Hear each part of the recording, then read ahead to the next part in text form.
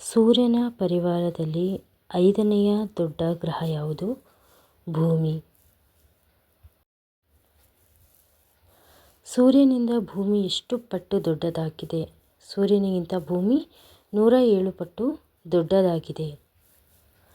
ಭೂಮಿಯ ಸಮಭಾಜಕ ವೃತ್ತದ ವ್ಯಾಸ. ಭೂಮಿ ಸಮಭಾಜಕ ವೃತ್ತದಲ್ಲಿ ಎಷ್ಟು ವ್ಯಾಸ ಇದೆ? 12,756 ಕಿಲೋಮೀಟರ್. ಭೂಮಿಯ ಧ್ರುವೀಯ ವ್ಯಾಸ. ಭೂಮಿಯ ಧ್ರುವೀಯ ವ್ಯಾಸ 12,714 ಕಿಲೋಮೀಟರ್. ಭೂಮಿಯ ಅತ್ಯಂತ ಮೇಲ್ಭಾಗದ ಪದರ ಯಾವುದು? ಭೂಕವಚ, ಕ್ರಸ್ಟ್ ಅಂತಲೂ ಕರಿಬೋದು. ಭೂಕವಚ ಯಾವ ವಸ್ತುಗಳಿಂದ ಒಳಗೊಂಡಿದೆ? Silica, aluminium, magnesium. ಈ ವಸ್ತುಗಳಿಂದ ಭೂಕವಚ ಒಳಗೊಂಡಿದೆ.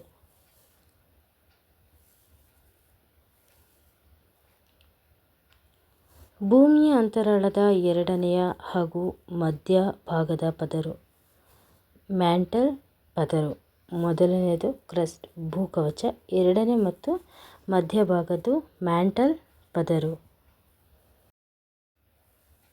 ಭೂಕವಚ ಮತ್ತು ಮ್ಯಾಂಟಲ್ ಪದರು ಸಂಧಿಸುವ ವಲಯವನ್ನು ಏನೆಂದು ಕರೆಯುತ್ತಾರೆ? ಮಹೋ ವಲಯ ಎಂದು ಕರೆಯುತ್ತಾರೆ.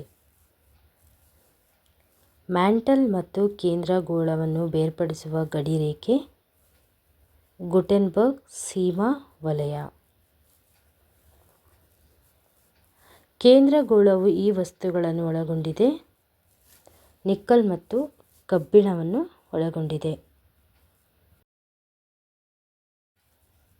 ಸಾಗರ ಮತ್ತು ಸಮುದ್ರದ ಅಂಚಿನ ಹೆಚ್ಚು ಆಳವಿಲ್ಲದ ಭಾಗವನ್ನು ಏನೆಂದು ಕರೆಯುತ್ತಾರೆ?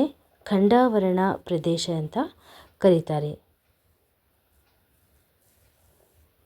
ಭೂಮಿಯನ್ನು ಸುತ್ತುವರೆದಿರುವ ಅನಿಲಗಳು, ಧೂಳಿನ ಕಣಗಳು ಮತ್ತು ನೀರಾವರಿಯ ತೆಳುವಾದ ಪದರವನ್ನು ನಾವು ವಾಯುಗೋಳ ಅಂತ ಕರಿತೀವಿ.